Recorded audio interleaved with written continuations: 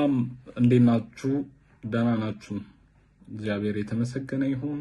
ዛሬ በአንድ የመጽሐፍ ቅዱስ ምዕራፍ ውስጥ ያለውን የእግዚአብሔርን ሐሳብ እንድንካፈል እዚህ መጥቻለሁ። ከአባታችን ከእግዚአብሔር ከጌታም ከኢየሱስ ክርስቶስ ጸጋና ሰላም ይብዛላችሁ። በዓለም ዙሪያ ያላችሁ ቅዱሳን ይህንን መልእክት የሚደርሳችሁ ሁላችሁም ምናልባት በድካም በዝለት ውስጥም ያላችሁ ምናልባት የሚመጣው የእግዚአብሔር ቃል እናንተንም ካላችሁበት ስፍራ ለማንቃት እኔንም ለማንቃት የሚመጣ ነውና እግዚአብሔር ስም የተባረከ ይሁን። ተካፍላችሁ ወደ ልቤ የመጣው ቃል የሐዋርያው የጳውሎስ መልእክት ለፊልሞና የጻፈውን ነው። ደብዳቤ ነው። አንድ ምዕራፍ ነው ያለው። በዛ ምዕራፍ ውስጥ ደግሞ የሚያካትታቸው ነገሮች አሉ። ዋና ርዕስ አድርጎ የሚናገራቸውም አካላት አሉ። እነዛን ነገሮች አንድ ላይ እናያለን። ቃሉን በጌታ በኢየሱስ ክርስቶስ ስም አነበዋለሁ። እንዲህ ይላል።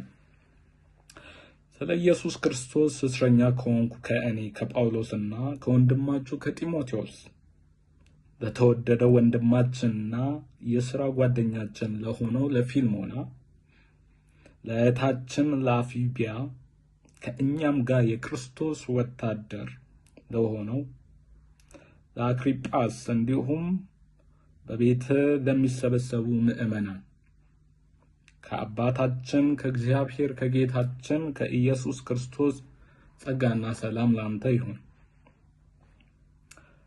በጸሎቴ አንተን እያሰብኩ ሁል ጊዜ አምላኬን አመሰግናለሁ።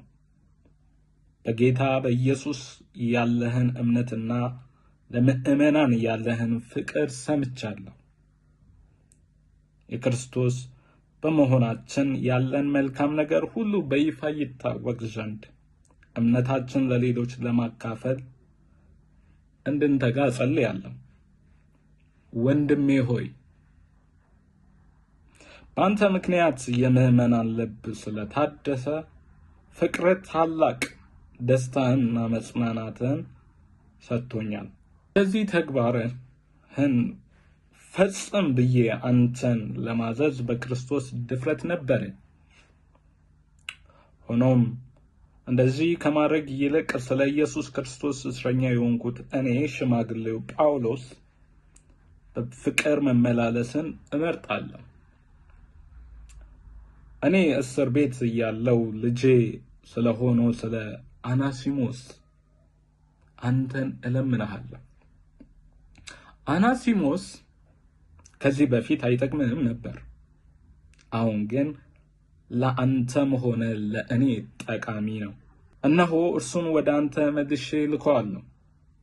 እርሱ ወደ አንተ ስልኮውም የገዛ ራሴን ልብ እንደላኩ አድርጌ እቆጥረዋለሁ ይላል። የእግዚአብሔር ስም የተባረከ ይሁን። እንግዲህ በዚህ ቦታ የተጻፈው ለፊልሞና ነው።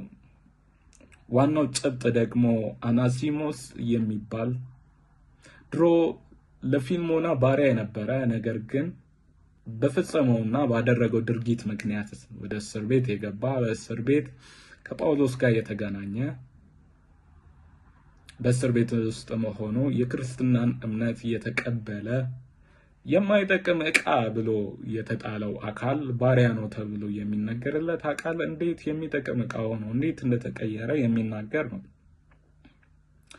በዚህ ክፍል ውስጥ ጭብጥ አድርጎ መናገር የሚፈልገው ነገር አንደኛ ፊልሞና የታወቀ ክርስቲያን እንደሆነ ነው።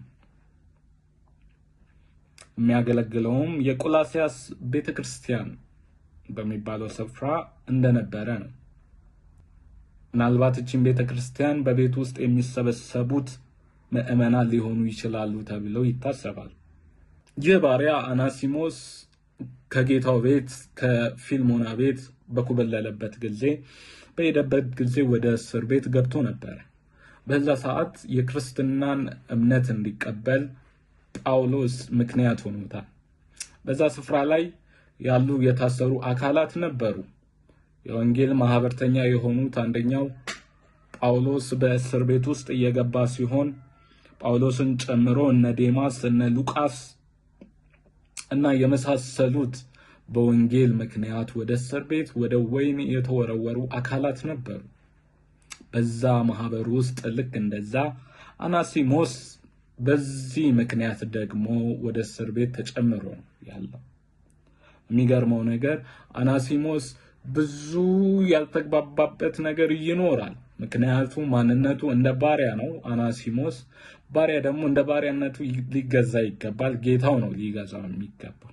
ሽማግሌው ጳውሎስ በእስር ቤት ውስጥ አናሲሞስን በሚያገኝበት ጊዜ የክርስትናን እምነት እንዲያገኝ ምክንያት ሆነው ሲቀጥልም እሱ ብቻ ሳይሆን አናሲሞስ ላይ የክርስቶስ ማንነት እንዲሳል ምክንያት ነበረ። ምክንያቱም የሚያስፈልገውን ማንነት የሚፈልገውን በኢየሱስ ክርስቶስ መገለጥ ያለበትን ማንነት በአናሲሞስ ላይ ይሰራበት ነበረ። ነገር ግን ባሪያ ነው አሁን አናሲሞስ። ጌታው ደግሞ ፊልሞና ነው። ለዚህ ነው ይሄ ደብዳቤ ለፊልሞና የሚጻፍለት። በፍቅር ነው እየጻፈለትም የነበረው ማለት ነው። የሚገርመው ነገር አናሲሞስ ከዚህ በፊት የነበራቸው ከፊልሞና ጋር የነበራቸው ህብረት የወንድማማችነት ሳይሆን ምድር እንደዘረጋቸው አይነት ነበረ። የጌታና የባሪያ ህብረት ነበራቸው። ነገር ግን ኢየሱስ ክርስቶስን ከተቀበለበት ሰዓት አንስቶ እንደ ወንድም አድርገህ ቁጠረው ይለዋል። ምክንያቱ ታዲያ ምንድነው ሲባል የክርስቶስ ማንነት በልቡ ውስጥ ተስሏል። ዳሩ ግን አይጠቅምህም ነበረ ለጥቂት ጊዜ። አሁን ግን ለዘመናት አናሲሞስ ፊልሞናን እንደሚጠቅመው ይናገራል። በዚህ ቦታ ላይ ጳውሎስ በዚህ ቦታ ላይ አናሲሞስ እንዲቀየር ያደረገው ነገር ምክር አይደለም፣ ኢየሱስ ክርስቶስን ነው የገለጠለት። በጣም ዋጋ ጳውሎስ አናሲሞስ ላይ እንደከፈለ የምናየው እነሆ እርሱን ወደ አንተ መልሼ ልኬዋለሁ። እርሱ ወደ አንተ ስልከውም የገዛ ራሴን ልብ እንደላኩ አድርጌ እቆጥረዋለሁ ይላል። የገዛ የማንን ልብ? የራሴን ልብ እንደላኩ አድርጌ እቆጥረዋለሁ ይላል በዚህ ቦታ ላይ። እንዴት ቢሰራበት ነው ጳውሎስ በአናሲሞስ ላይ ይህን ያክል የተቀየረው? ይህን ያክልስ እምነት ያደረበት እንዴት ነው? ቦታ ውስጥ ሆኖ የክርስቶስ በጎ ሰራተኛ ከመሆኑ የተነሳ በፊልሞና ላይ የሰራበት ነገር አለ ማለት ነው። የአንድ ቀን ስራ ሳይሆን የዘመናት ስራ ሊሆን ይችላል የሰራበት። ምክንያቱም ክርስቶስ ኢየሱስን በሰው ልጅ ላይ መሳል እጅግ በጣም ጸጋን፣ ጸሎት የሚጠይቅ ነገር ነው። ሰው ልቡን እንደ ቀላል አሳልፎ አይሰጥም። ነገር ግን እዚህ ቦታ ላይ የሚጠቅም ዕቃ ሆኖ እንደተቀየረ ጳውሎስ ይናገራል። ቃሉ ይቀይራል ማለት ነው። ቃሉ ይለውጣል ማለት ነው። በማይመቸው ሁኔታ ውስጥ ሆኖ ፊልሞና አናሲሞስ ተቀየረ። የቀየረው ደግሞ የእግዚአብሔር መንፈስ ነው። ጳውሎስ እነዚህን ደብዳቤዎች በሚጽፍበት ጊዜ ምቹ ሁኔታ ውስጥ አይደለም፣ ወይንም የተደላደለ ሁኔታዎች ውስጥ ሳይሆን በወንጌል ምክንያት እስረኛ ነበረ አይደለ? ታስሮም በወንጌል ምክንያት፣ ነገር ግን በማይመች ቦታ ውስጥ ሆኖ አናሲሞስ እንዲቀየር ምክንያት ሆነ። ለምን ሲባል ወንጌል ስፍራ የለውም ማለት ነው። በከፍታም እንደሚሰራ በዝቅታም እንደሚሰራ የሚገልጥልን ነገር ነው። በሚመች ቦታ ውስጥም ወንጌል እንደሚሰራ፣ በማይመች ሁኔታ ውስጥም ወንጌል እንደሚሰራ የሚናገርበት ስፍራ ነው። ምን ያክል ጸጋ ቢበዛለት ነው ግን? ምክንያቱም ሰው እስር ቤት ውስጥ ሲገባ የምታየው ነገር የተከበበበትን ከበባ ነው። እንደውም ይሄ የእግዚአብሔር አገልጋይ ነው ብሎ ትሪትም አያረጉትም። እንደ ቆሻሻ ከማህበረሰብ ውስጥ ተለይተው የሚጣሉ ወይንም የሚቀመጡ አካላት ናቸው። ነገር ግን በዛ ውስጥም ሆኖ ከከበበው ይልቅ በውስጡ ያለው መንፈስ በውስጡ ያለው አደራ አናሲሞስን እንዲሰራ ምክንያት ሆኖታል። ለምን ሲባል መንገድ ነው። ምናልባት ወንጌል እንዲሰፋ መታሰር መንገድ ነው። አዎ መንገድ ነው። ምክንያቱም ወንጌል የሚሰፋው በከፍታም በዝቅታም ነው እና እንዴት ጠቃሚ አድርጎ እንደለወጠው እናያለን። እዚህ ቦታ ላይ አናሲሞስ ተለወጠ፣ ተቀየረ። ጳውሎስ የሚተማመንበት ሰው ሆነ። ምን ያክል እንደተለወጠ የምናየው እዚህ ጋር ነው። ምናልባት የበደለው ነገር ሊኖር ይችላል አናሲሞስ ፊልሞና። ነገር ግን ካወዲያ ፊልሞና አናሲሞስን ማየት ያለበት እንደ ባሪያ ሳይሆን እንደ ወንድም ነው።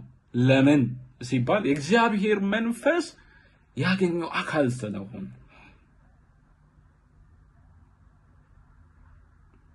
በመንፈሱ በክርስቶስ ወንድሙ እንደሆነ ይነግረዋል። እንደ ወንድም ልትቀበለው ይገባል።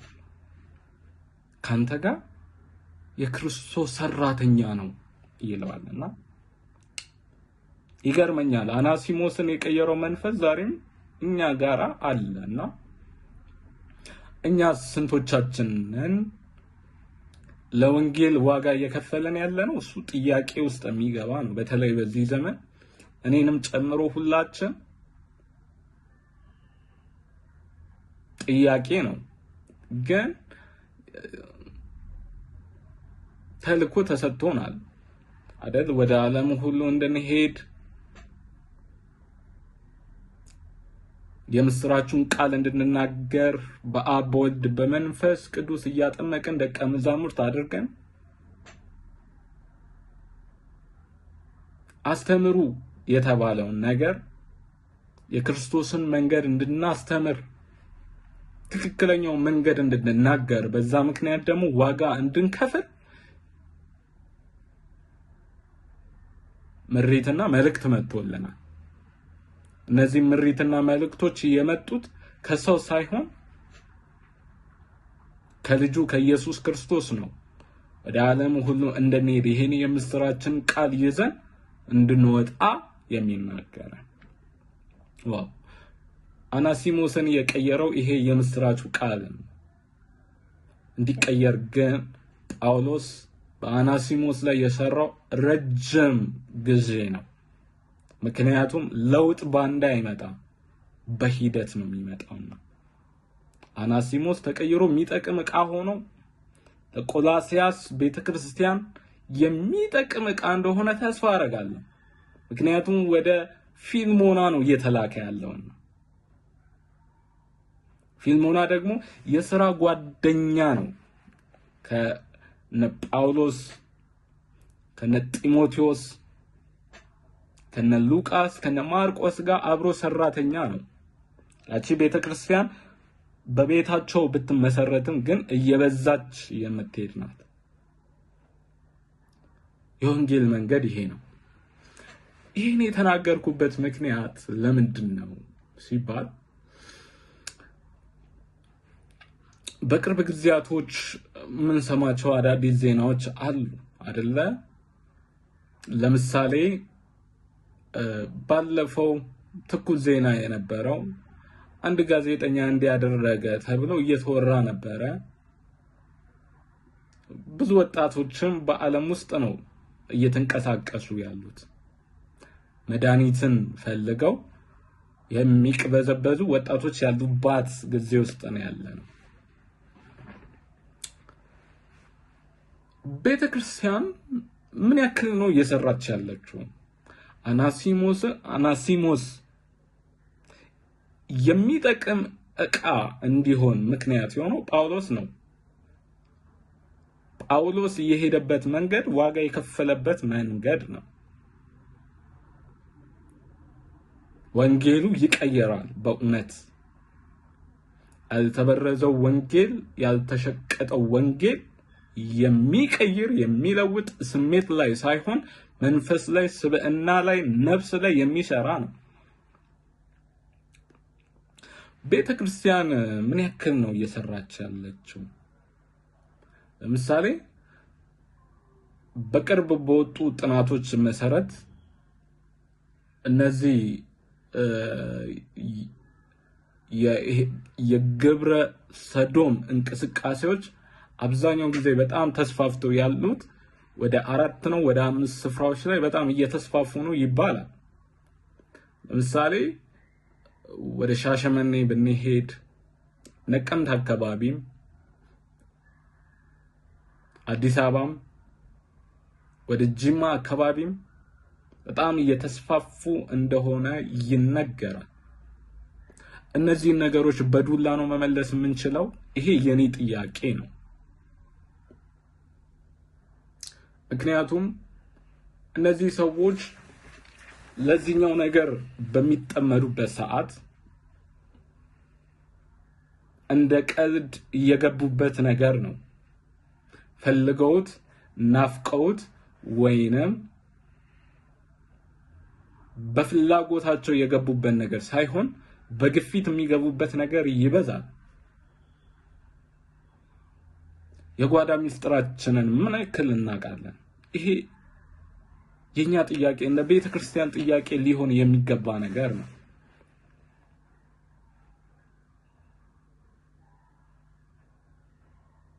እኔ ጥያቄ የሚሆንብኝን ነገር በዚህ ቦታ ላይ ማንሳት ፈልጌ ነው። ለምሳሌ ምን ያክል ወጣቶች ናቸው በማስተርቤሽን እየተጠቁብን? የተጠቁትንስ አካላት ቤተክርስቲያን እንዴት አድርጋ የሚጠቅም ዕቃ አድርጋ ለወንጌል አብሮ ሰራተኛ አድርጋ እያቀረበች ነው? ምን ያክል ዋጋ እየከፈለች ነው በዛ ስፍራ ያለችው? ይሄ የኔም ጥያቄ ነው። አዎ ወጣቶች ቤተክርስቲያን ይመጣሉ፣ ያገለግላሉ፣ ልክ ነው። በጓዳ ግን የቅድስና ህይወት ነው የድካም ህይወት ነው እየተገለጠባቸው ያሉት። ምክንያቱም እነዚህ ነገሮች ወጣቶች የሚጠመዱበት ምክንያት ከስልካቸው ጋር የሚውሉት ነገር ነው። ሌላ ዓለም አለ፣ በኢንተርኔት የሚያገኙት ዓለም፣ በቀላሉ የሚያገኙት ነገር አለ። አብዛኛው ፊልሞች የሚሰሩት ስሜት ቀስቃሽ በሆኑ ጉዳዮች ናቸው። በተለይ የውጭ ሀገራት ፊልሞችን ካየን የግድ ኢንክሉድ ሊያደርገው ይገባል። የወንድ ለወንድ የጾታ ግንኙነት በዛ ፊልም ውስጥ ከሌለ ያ ፊልም በውድ አይሸጥም ወይንም ውድነቱ አይጨመርም። በእነዚህ ክራይቴሪያዎች የሚሰሩ ፊልሞች ሁሉ ጊዜ አክሰሱ የሰፋ ወጣት በዛ ውስጥ እየተጠመደ ነው ያለው። ቤተክርስቲያን ምን ያክል እነዚህ ሰው ላይ እየሰራች ነው? የሰንበቱ ብቻ ይበቃል? የወጣት ፕሮግራም ብቻ ይበቃል ነው? የሜዲካል ትሪትመንት የሚያገኙበትን ራሳቸውን ኤክስፖዝ አድርጎ መድኃኒትን የሚፈልጉበትን መንገድ ነው ቤተክርስቲያን እየፈጠረች ያለችው። እሱ ብቻ አይደለም፣ ራሳቸውን ኤክስፖዝ ያደረጉ ወጣቶች እንዴት ነው ትሪት እየተደረጉ ያሉት? እየተገፉ እናንተ የማትጠቅሙ ዕቃዎች ናቸው እየተባሉ እየተጣሉ ነው ወይንስ ጳውሎስ አናሲሞስ ላይ እንደሰራው አይ አንተ ፊልሞናን የሥራ ጓደኛዬን አንተ ከጎዳህ እኔንም ልጎዳ ትችላለህ፣ ዋጋ ሳይከፍል ነው የቀረው ነው ዋጋ ነው የከፈለው? የክርስቶስ ልብ በጳውሎስ ውስጥ የተገለጠው እንዴት ነው? እነዚህ የኔም ጥያቄዎች ናቸው። በዚህ ሰዓት ወጣቶች በጣም እየተሰቃዩ ያሉት አንድም በእነዚህ ጉዳዮች ነው። ምንድነው ጋራንታችን? ቤተክርስቲያን ምን ያክል እየተንቀሳቀሰች ነው ያለችው በእነዚህ ቦታዎች ላይ? ስለ ቅድስና ምን ያክል እየሰራች ነው ያለችው? የእውነት የጓዳ ህይወታችን ይፈተሽስ ቢባል ምናልባት በእነዚህ ድካሞች ውስጥ አገልጋዮቻችን ላይኖሩ ይቀራሉን? ይሄ የኛ ጥያቄ ነው።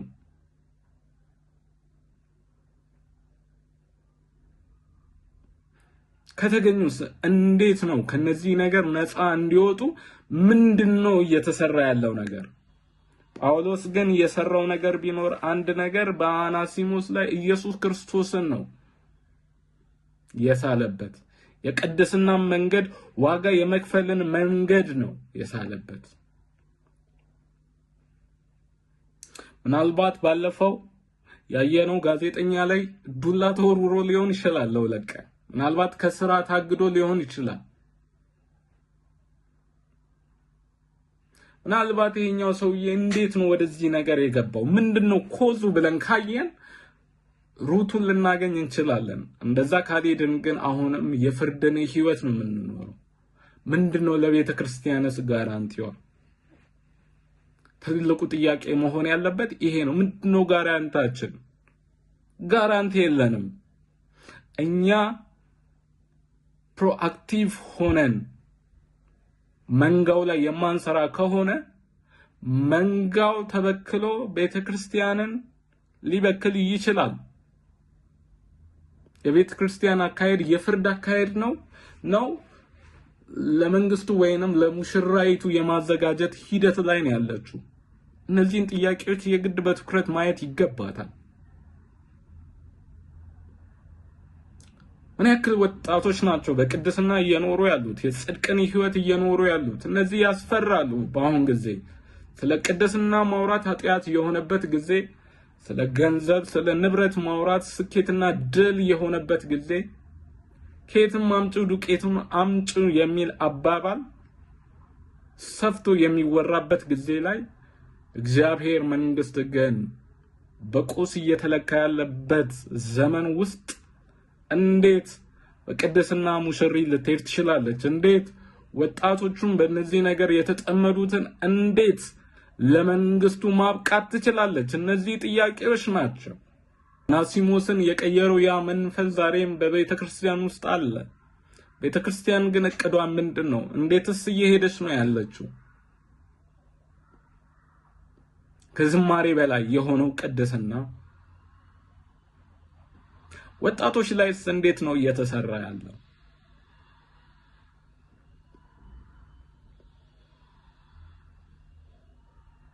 እነዚህ ወጣቶች ቤተክርስቲያን ሰንበት እየሄዱ ምናልባት በዝማሬም እያገለገሉ ነው። ነገር ግን በእነዚህ ነገሮች እየተጠመዱ ያሉት ምክንያቱም መንገድ አላዩምና አቅጣጫ አላዩምና።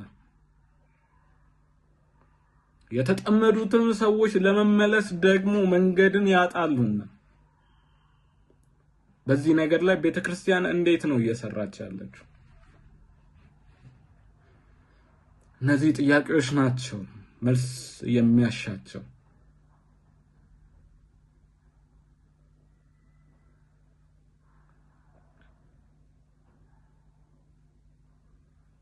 ወጣትን የሚጠቅም ዕቃ አድርጎ መቀየር ጊዜ የሚፈልግ ጉዳይ ነው። በእነዚህ ነገሮች የተበከሉ ወጣቶችን ትሪት የሚያደርግበት ሴንተር ከሌለ ሰው በአይምሮ መጣደስ ከተለወጠ ነው ስብዕናው መቀየር የሚጀምረው። እነዚህን የሚቀይሩ ሴንተሮች የማይገነቡ ካልሆነ በእውነት ነገ ለቤተ ክርስቲያን የሚያስፈራ ዘመንና ጊዜ ነው ያለው። ምክንያቱም የተሰወረውን ህይወት የሚያየው ጌታ ነው። ለዛ በሚመጥን መንገድ ትምህርቶች ካልተቀረጹ፣ ካሪኩለሞች ካልቀረቡ ወጣቶችና ቤተ ክርስቲያን ሊተላለፉ ይችላሉ። ስለዚህ ይህንን መልእክት ሳቀርብ በፍቅርና በፍርሃት ውስጥ ሆኜ ነው እነዚህን ነገሮች መናገር ስላለብኝ የምናገረው።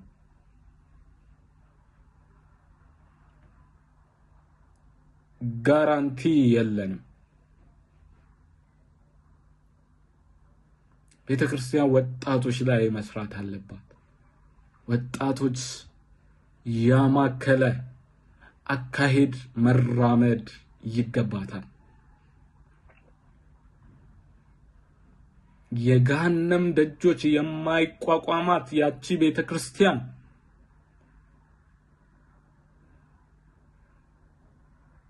በጣም ትንሽ ነው፣ አይ ሌላ ነገር ላይ እናተወክር በሚል ጉዳይ ምክንያት ምናልባት ልትዋት ትችላለች።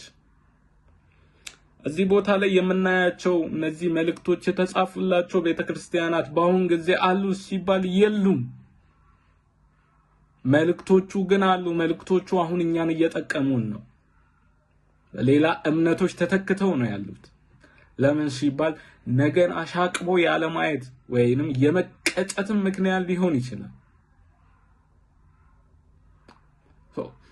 እነዚህን ነገሮች ትኩረት ብናረግ እጅግ በጣም መልካምና ወሳኝ የሆነ ነገር ነው ብዬ ለመናገር ወዳለሁ። ሙሽራው የናዝሬቱ ኢየሱስ ይመጣልና እሱ በሚመጣበት ጊዜ የሚያፍርብን ሳይሆን በአባቱ ፊት ለፊት ስለኛ የሚናገር ሰዎች እንድንሆን እግዚአብሔር ይርዳን።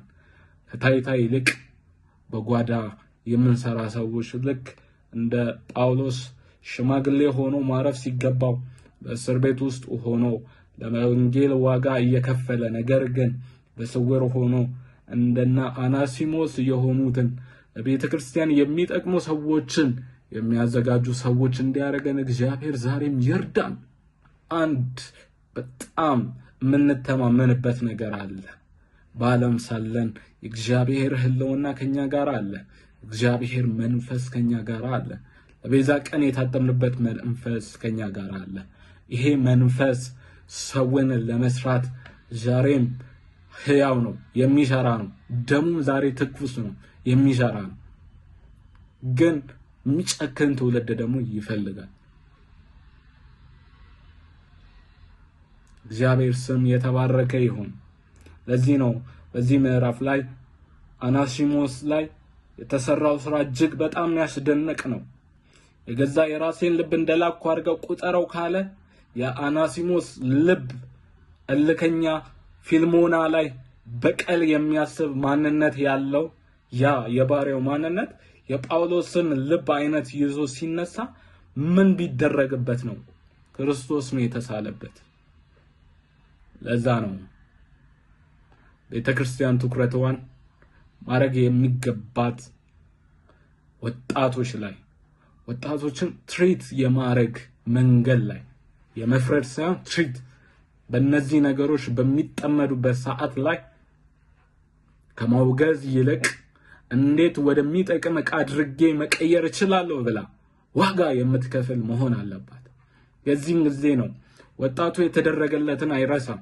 እሱም ለቀጣዩ ትውልድ የተሰበረበት ስብራት አለና ለሚመጣው ትውልድ ራሱን ዋጋ ለመክፈል የሚያዘጋጅ ስብዕና ይዞ ይገለጣል። እግዚአብሔር ስም የተባረከ ይሁን። ተባረኩልኝ። መልካም ቀን ይሁንላችሁ።